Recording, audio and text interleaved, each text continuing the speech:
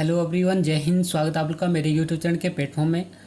आज मैं आपके सम्मुख बात कर रहा हूँ भारतीय संवैधानिक विकास के महत्वपूर्ण टॉपिक 1884 का पिट्स इंडिया एक्ट के संदर्भ में और उससे संबंधित महत्वपूर्ण जानकारियों के संदर्भ में। जैसे कि फर्स्ट पॉइंट है पिट्स इंडिया एक्ट 1784 क्या है। सेकंड पॉइंट है पिट्स इंडिया एक्ट 1784 का उद्देश्य क्या है। थर्ड पॉइंट है पिट्स इंडिया एक्ट के प्रावधान क्या हैं। फोर्थ पॉइंट है पिट्स इंडिया एक्ट की विशेषताएं क्या हैं। फिफ्थ पॉइंट है पिट्स इंडिया एक्ट का महत्व क्या है। सिक्स पॉइंट है पिट्स इंडिया एक्ट की कमियां क्या थी। और अंत में सेवन्थ पॉइंट है पिट्स इंडिया एक्ट से संबंधित महत्वपूर्ण प्रश्न। इस संदर्भ में अगर आपको मेरा वीडियो पसंद आए तो वीडियो को लाइक करें, शेयर करें और अगर चैनल पर नए हैं तो चैनल को सब्सक्राइब करें। इसी नोट के साथ मैं अपने वीडियो को स्टार्ट करता हूँ। फर्स्ट पॉइंट है 1784 का पिट्स इंडिया एक्ट क्या था। तो पिट्स इंडिया एक्ट को 1773 ईस्वी के रेगुलेटिंग एक्ट की कमियों को दूर करने और कंपनी के भारतीय क्षेत्रों के प्रशासन को अधिक सक्षम और उत्तरदायित्वपूर्ण बनाने के उद्देश्य से लाया गया था। पिट्स इंडिया एक्ट को ब्रिटेन के तत्कालीन युवा प्रधानमंत्री विलियम पिट के द्वारा लाया गया था, इसलिए इस एक्ट का नाम ब्रिटेन के प्रधानमंत्री विलियम पिट के नाम पर रखा गया था। सेकंड पॉइंट है पिट्स इंडिया एक्ट 1784 का उद्देश्य। फर्स्ट पॉइंट है पिट्स इंडिया एक्ट 1784 को रेगुलेटिंग एक्ट 1773 की कमियों को दूर करने के उद्देश्य से लाया गया था। सेकंड है गवर्नर जनरल के अधिकारों को स्पष्ट करना, क्योंकि 1773 के रेगुलेटिंग एक्ट में गवर्नर जनरल के कार्यों और अधिकारों को स्पष्ट नहीं किया गया था। थर्ड पॉइंट है प्रशासनिक सुधार करना। फोर्थ पॉइंट है कंपनी पर पार्लियामेंट का नियंत्रण मजबूत करना, अर्थात कंपनी पर ब्रिटिश संसद का नियंत्रण मजबूत करना। फिफ्थ पॉइंट है 1773 में ब्रिटिश सरकार ने ईस्ट इंडिया कंपनी पर नियंत्रण करना शुरू कर दिया था, लेकिन अभी भी कंपनी पर कंट्रोल बोर्ड ऑफ डायरेक्टर के हाथ में था।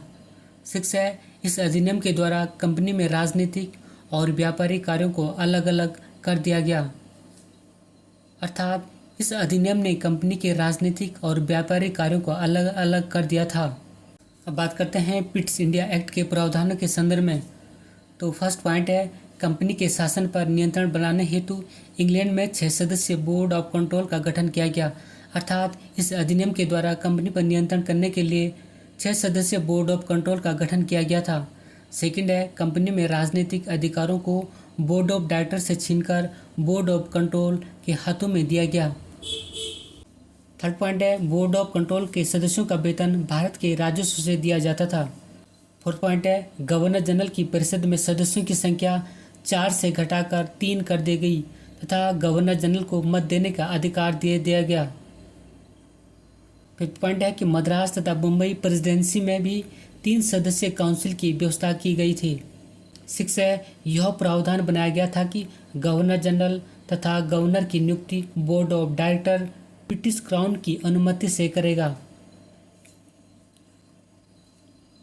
अर्थात गवर्नर की नियुक्ति बोर्ड ऑफ डायरेक्टर ब्रिटिश राजा की अनुमति से करेगा। सेकंड पॉइंट है गवर्नर तथा गवर्नर जनरल को वापस बुलाने का अधिकार ब्रिटिश क्राउन को दे दिया गया, अर्थात गवर्नर जनरल को वापस बुलाने का अधिकार ब्रिटिश राजा को दे दिया गया। एट्थ है इस प्रावधान के बाद बम्बई तथा मद्रास पूर्णतः बंगाल सरकार के अधीन हो गए।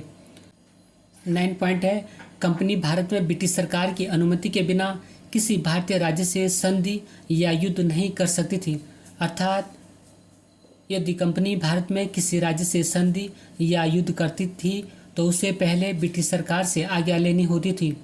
तो 10 पॉइंट है सर्वोच्च न्यायालय के क्षेत्राधिकार को ब्रिटिश नागरिकों तक सीमित कर दिया गया, अर्थात पिट्स इंडिया एक्ट के तहत सर्वोच्च न्यायालय के क्षेत्राधिकार को ब्रिटिश नागरिकों तक ही सीमित किया गया।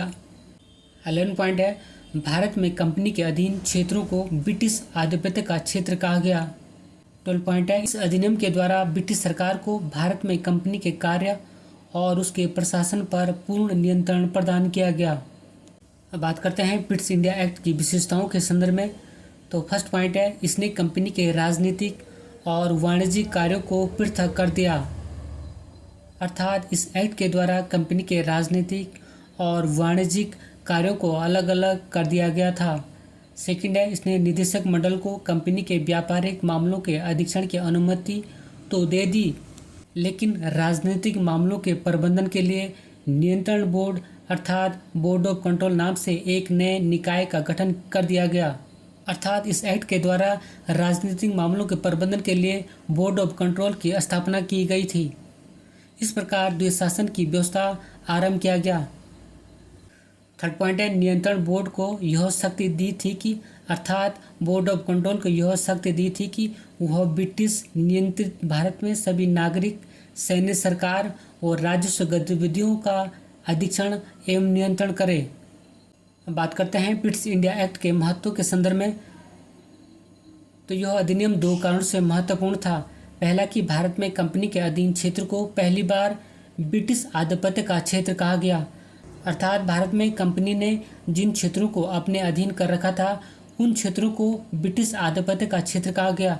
दूसरा है, ब्रिटिश सरकार को भारत में कंपनी के कार्यों और इसके प्रशासन पर पूर्ण नियंत्रण प्रदान किया गया। बात करते हैं ब्रिटिश इंडिया एक्ट की कमियों के संदर्भ में। क्योंकि ब्रिटिश इंडिया एक्ट में कुछ कमियां भी थी, जैसे कि फर्स्ट है, नियंत्रण बोर्ड पर भेदभाव अर्थात भाई भतीजावाद का आरोप लगाया गया था। सेकंड है, गवर्नर जनरल को दो स्वामी अर्थात ईस्ट इंडिया कंपनी और ब्रिटिश क्राउन की सेवा करनी थी। थर्ड है, कंपनी के निदेशक मंडल और नियंत्रण बोर्ड की जिम्मेदारियों के बीच कोई स्पष्टता नहीं थी। फोर्थ है, governor general, board of directors और बोर्ड ऑफ कंट्रोल की शक्तियाँ व्यक्तिपरक थी। अब बात करते हैं ब्रिटिश इंडिया एक्ट 1784 से संबंधित महत्वपूर्ण प्रश्नों के संदर्भ में। तो फर्स्ट प्रश्न है, रेगुलेटिंग एक्ट 1773 की प्रशासनिक कमियों को समाप्त करने के लिए कौन सा एक्ट पारित किया गया था? तो आंसर है ब्रिटिश इंडिया एक्ट 1784 में।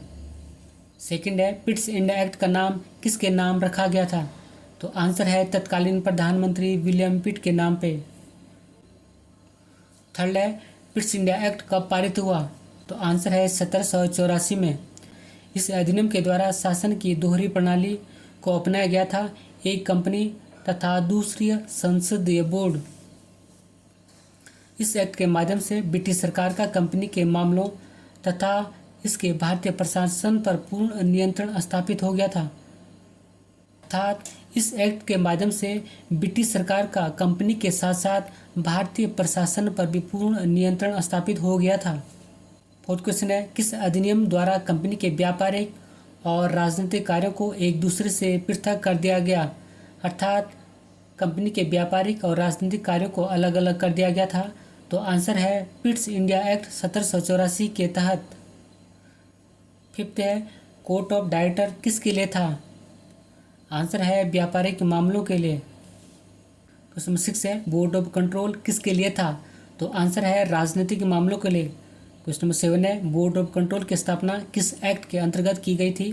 तो आंसर है 1784 का ब्रिटिश इंडिया एक्ट के तहत। क्वेश्चन नंबर 8 है, बोर्ड ऑफ कंट्रोल के सदस्यों की नियुक्ति कौन करता था? तो आंसर है ब्रिटेन का सम्राट। क्वेश्चन नंबर 9 है, बोर्ड ऑफ कंट्रोल में कुल कितने सदस्य थे? तो आंसर है 6। क्वेश्चन नंबर 10 है, गवर्नर जनरल के परिषद के सदस्यों की संख्या कितनी कर दी गई? अर्थात ब्रिटिश इंडिया एक्ट के तहत गवर्नर जनरल के परिषद के सदस्यों की संख्या कितनी कर दी गई?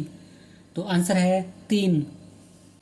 आरंभ में गवर्नर जनरल के परिषद के सदस्यों की संख्या 4 थी, लेकिन बाद में इसे घटाकर 3 कर दी गई थी। नंबर 11 है, राजनीतिक मामलों के लिए किसका गठन किया गया? तो आंसर है बोर्ड ऑफ कंट्रोल का, अर्थात नियंत्रण बोर्ड का।